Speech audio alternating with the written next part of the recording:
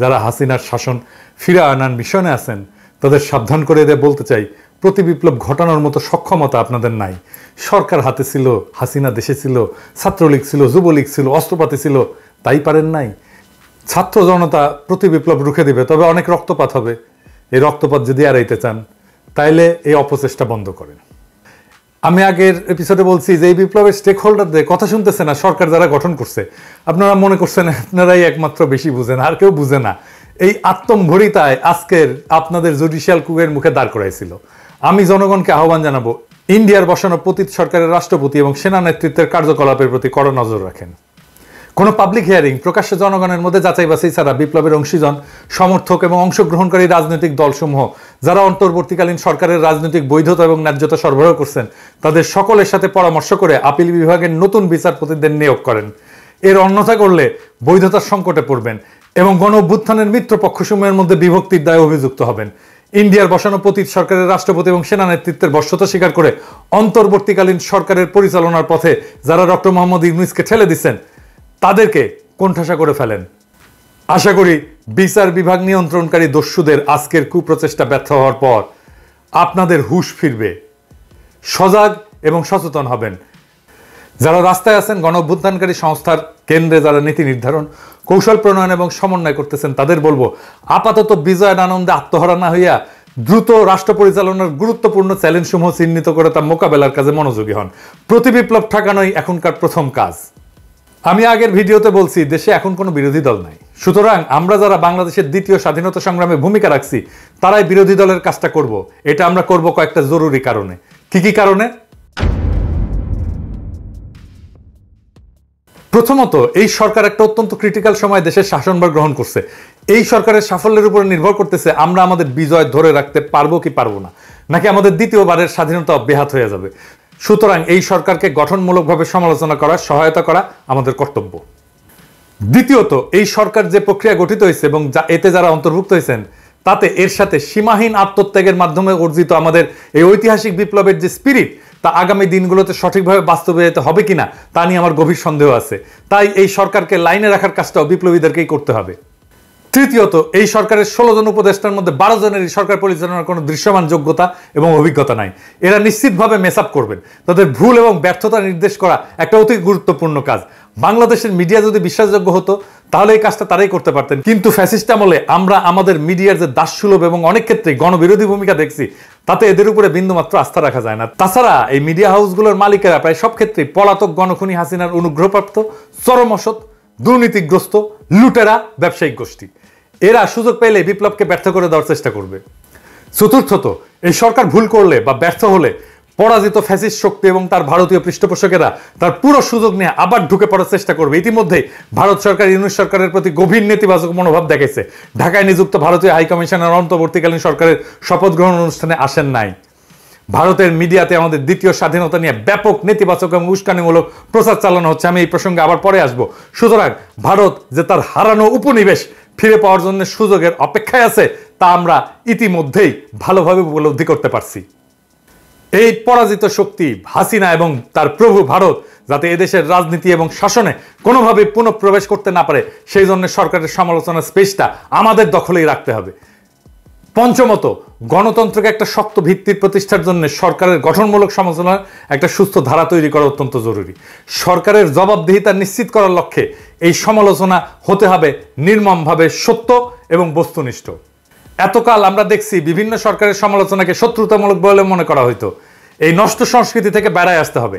এই লক্ষ্যে বর্তমান পরিস্থিতিতে গঠনমূলক বিরোধী দলের ভূমিকা পালনের উদ্দেশ্যে আমি বাংলাদেশের কয়েকজন গুণী, অভিজ্ঞ এবং পরীক্ষিত দেশপ্রেমিক ব্যক্তিদেরকে নিয়ে একটা ফোরাম গঠন করার পরিকল্পনা করছি, যার নাম হবে শ্যাডো ক্যাবিনেট বা ছায়া পরিষদ। বিভিন্ন গণতান্ত্রিক দেশে এই ধরনের ব্যবস্থা আছে। এই পরিষদ দেশের প্রধান প্রধান ইস্যুর উপরে আমরা কি কি নীতি ব্যবস্থা নিতে পারি তা নিয়ে প্রকাশ্যে আলোচনা করব, জনগণকে সম্পৃক্ত করব, সরকারকে লাইনে রাখার চেষ্টা করব এবং সর্বোপরি আমাদের দ্বিতীয় স্বাধীনতা যাতে ব্যর্থ বা বেহাত হয়ে না যায় তার সর্বাত্মক চেষ্টা করব।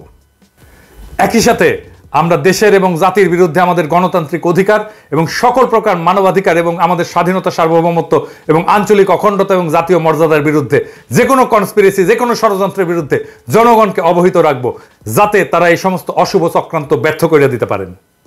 আমি আশা করব প্রফেসর ইউনূস আমাদের এই ভূমিকা ইতিবাচকভাবে এবং গুরুত্বের সাথে গ্রহণ করবেন। এই কথাটা আমি বলতেছি এই কারণেই যে প্রফেসর ইউনূসের একটা কথায় আমার কিন্তু খটকা লাগছে। স্যার, আপনি কিছু মনে করেন না, আমি এটা বলতাম না, কিন্তু আমি এটা বলতে বাধ্য হইতেছি। আপনি বলছেন যে এখন থেকে আপনার কথা শুনতে হবে। না স্যার, আপনাকে বরং আমাদের কথা শুনতে হবে, জনগণের কথা শুনতে হবে। মনে রাখবেন, এই বিপ্লবের নায়ক কিন্তু আপনি না। আমরা যা বলবো সেটা সত্যি ভেবেই বলবো। আপনি প্রথমে এয়ারপোর্টে এই কথা বলছেন, কিন্তু আমার কথা শুনতে হবে, এটা স্বৈরাচারের কণ্ঠস্বর স্যার। আমরা এটা নিয়ে সঙ্গত কারণে কথা বলিনি, কিন্তু এইটা ভাবেন না স্যার যে আমরা এটা লক্ষ্য করিনি। আমরা লক্ষ্য করছি এবং নোট রাখছি। এই বিপ্লবের ফসল যাতে লুট হইয়া না যায়, আমাদের দ্বিতীয় স্বাধীনতা যেন আবার বিদেশিদের পায়ে বিসর্জিত না হয়, তার জন্যে আমরা আমাদের জবান খোলা রাখবো। দেশ কিন্তু গ্রামীণ ব্যাংক না স্যার, আর আপনি কিন্তু দেশের এমডি না স্যার। হ্যাঁ, যাই হোক, আপনাকে এবং আপনার সরকারকে আমাদের কথা শুনতেই হবে। আমাকে কিঞ্চিত এটা রূঢ়ভাবে বলতে হইল, কারণ এটা শুধু আপনি বলেননি, এক উপদেষ্টা দায়িত্ব নিতে না নিতেই বললেন কঠিন এবং বিব্রতকর প্রশ্ন করবেন না। এই সরকার কতদিনের হতে পারে, এইরকম আপনার কোনো প্রত্যাশা আছে? আপনি আমাকে কোনো কঠিন প্রশ্ন করেন না। এটা তো স্বৈরাচারের ভাষা। এই মনোবৃত্তি নিয়ে কি করে একজন একটা বিপ্লব উত্তর সরকারের স্থান পায়, ভারী উদ্বেগের বিষয়। আমি আরো উদ্বিগ্ন, এই সরকারে ১-১১ ৩-৩ ব্যক্তিত্ব জায়গা পেলেন কি করে এবং কারা কারা, আসেন আমরা একটু দেখি। এর মধ্যে একজন হইতেছেন ব্রিগেডিয়ার সাখাওয়াত, যাহার সম্পর্কে আগের ভিডিওতে বলছি, কিন্তু উনার কীর্তি এতই মহৎ যে উনার সম্পর্কে বললে আর শেষ হবে না আর কি। ২০০৮-এর নির্বাচনে কিভাবে আওয়ামী লীগ জিতলো জানেন? আওয়ামী লীগ পেল 49% ভোট, আর বিএনপি পেল 33.20% ভোট, আর সিট পেল আওয়ামী লীগ কত? 230, আর বিএনপি 33 মাত্র। এটা কেমনে কিভাবে হইল? আসেন এটা একটু দেখি, এবং এর পিছনে কুশীলব কে ছিল। জাতীয় সংসদে কিছু আসন আছে আওয়ামী লীগ পাবেই, যতই খারাপ অবস্থা হোক। মানে এখনো যদি ইলেকশন হয় তাও পাবে।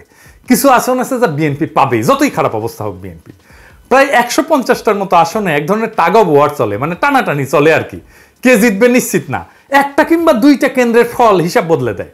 এই এম সাখাওয়াত হোসেন ২০০৮ সালের ১৩৩টা আসনের সীমানা এমনভাবে পুনর্বিন্যাস করে যেন ১৩৩টা আসনে নিশ্চিতভাবে আওয়ামী লীগ পায়। যেই একটা দুইটা কেন্দ্র দিয়া ফলাফল বদলে যেতে পারতো, ওই একটা দুইটা কেন্দ্র এমন একটা আসনের সাথে যুক্ত করে দেওয়া হয় যা আসলে ওই আসনে কোনো ভূমিকা রাখতে পারে না। সো সেই আসনে ফলাফল নির্ধারণে ওই কেন্দ্রগুলোর একটা অ্যাডভান্টেজ নষ্ট করে দেওয়া হয়। এই লোকটা তো আসলে করাপ্ট, এটা স্যার আপনি জানেন না? হ্যাঁ, আপনি তার পাশে রাখছেন। চট্টগ্রামে থাকার সময় সেনাবাহিনীর গম চুরির দায়ে আর্মি থেকে ডিসমিস চেয়ে। তো এই লোককে নিয়ে প্রফেসর ইউনূস কেমনে কাজ করবে? আমি শুনছি উপদেষ্টা পরিষদের মিটিংয়ে নাকি মিলিটারি মেজাজ দেখায়। সত্য মিথ্যা জানি না, কেমন খাইসটা দেখেন। ডরে বিদ্রোহী পুলিশদের সাথে কথা বলতে রাজারবাগ পুলিশ ফাঁড়িতে যায় না, আবার মিলিটারি মেজাজ দেখায়। শুনলে একদম পিত্তি জইলা যায় এই সমস্ত কথা শুনলে। এখন সুশীল হয়ে বসছে, এখন সরকার হয়ে বসছে। আর তৌহিদ হোসেন সাহেব, আমি কিন্তু ওনারা পছন্দ করি। উনি কিন্তু ১-১ সময় পররাষ্ট্র সচিব ছিলেন, ব্যক্তিগতভাবে অত্যন্ত সজ্জন মানুষ, সন্দেহ নাই। আমি বলছি যে আমি ওনারা পছন্দ করি, ওনার সাথে আমার দেখা হয়েছে, এক সময় কথা হয়েছে, কিন্তু সরকার হিসাবে কিন্তু পছন্দ করি না, বিশেষ করে এই সময়। কারণ তার সচিব থাকার সময় বাংলাদেশকে ভারতের পায়ে সমর্পণ করা হয়। এবার আমরা দ্বিতীয় মুক্তিযুদ্ধ করে ভারত মুক্ত হইলাম, এখন কি করে আশা করতে পারি যে তিনি বুকসিতায় শহীদ আবু সাইদের মতো ভারতের সামনে দাঁড়াতে পারবেন? আমি অন্তত সেই আশা করি না। সেই মেরুদণ্ড ওনার নাই, থাকলে সেই সময় রুখে দিতেন। তাই এই কাজ তারে দিয়ে হবে না। আর 111-এর আরেক কুশীলা হলে হাসান আরিফ, এর আমলে 3 মাসের তত্ত্বাবধায়ক সরকারকে টেনে টুনে 2 বছর মেয়াদি করা হয়, যার ফল আমরা 16 বছর ধরে মর্মে উপলব্ধি করতেছি। কে 2 বছর মেয়াদি করার কাজটা করছে? উনি। এই সরকারের প্রত্যেক মানুষকে হইতে হবে দক্ষ বিপ্লবের চেতনাবাহী এবং সাহসী এবং হৃদয়বান। হাসান আরিফ তার পুত্রবধূকে 9 মাসের অন্তঃসত্ত্বা অবস্থায় জেলে পাঠাইছিলেন। জেলেই মহিলার বাচ্চা হয়েছে। আপনার যত বড় শত্রু হোক না কেন, 9 মাসের অন্তঃসত্ত্বা নারীকে আপনি জেলে পাঠাইতে পারেন? উনি বলবেন জেলে তো আমি পাঠাই নাই, পুলিশ নিয়ে গেছে। 10 বার জামিন চাইছিল এই মহিলা, ওনার পুত্রবধূ। ক্ষমতা খাটা আটকায় দেওয়া হয়েছে। কে ক্ষমতা খাটাইছে? 2 বছরের মাসুম বাচ্চাকে মায়ের কাছ থেকে সরায় রাখা হয়েছে। উনি তো বাসার মানুষকে আগে দেখবেন, দেশের মানুষের প্রতি ন্যায় উনি কেমনে করবেন? নিজের বাসা ঠিক রাখতে পারে না আর দেশের প্রতি দায়িত্ব পালন করতে আসছেন। এই সমস্ত বালের আলাপ দিয়েন না তো আমার সাথে। তার অপকর্মের ফিরিস্তি পরে দেওয়া যাবে। যাই হোক, স্থানীয় সরকার পল্লী উন্নয়ন সমবায়ের দায়িত্ব যদি কাউকে দিতে হয় তাহলে তো 1/11 একজন কুশীলবকে কেন? এই বিষয়ে তার কি বিদ্যা, কি অভিজ্ঞতা? সরকার কি এরকম একটা বাটোয়ারার বিষয়? পিনাকি ভট্টাচার্য বাংলাদেশি ব্লগার, লেখক ও মানবাধিকার কর্মী। পিনাকি ভট্টাচার্য জন্ম 15 ডিসেম্বর 1967, ফ্রান্সে বসবাসরত একজন বাংলাদেশি শরণার্থী, অনলাইন অ্যাক্টিভিস্ট এবং লেখক ও চিকিৎসক। তিনি 2018 সালে নিরাপদ সড়ক চাই আন্দোলনের সময় আত্মগোপনে থেকে আলোচিত ছিলেন। এছাড়াও তিনি আওয়ামী লীগ সরকারের কট্টর সমালোচনাকারী হিসেবে বিখ্যাত। বাংলাদেশের রাজনীতির ইতিহাস, মুক্তিযুদ্ধ এবং অন্যান্য বিষয়ের উপর তার 18টি গ্রন্থ রয়েছে। পিনাকি ভট্টাচার্য জন্ম 15 ডিসেম্বর 1967, বয়স 56। বগুড়া, পূর্ব পাকিস্তান জাতীয়তা, বাংলাদেশি শিক্ষা, রাজশাহী মেডিকেল কলেজ, রাজশাহী, বাংলাদেশ। পেশা ব্লগার, অনলাইন অ্যাক্টিভিস্ট এবং চিকিৎসক।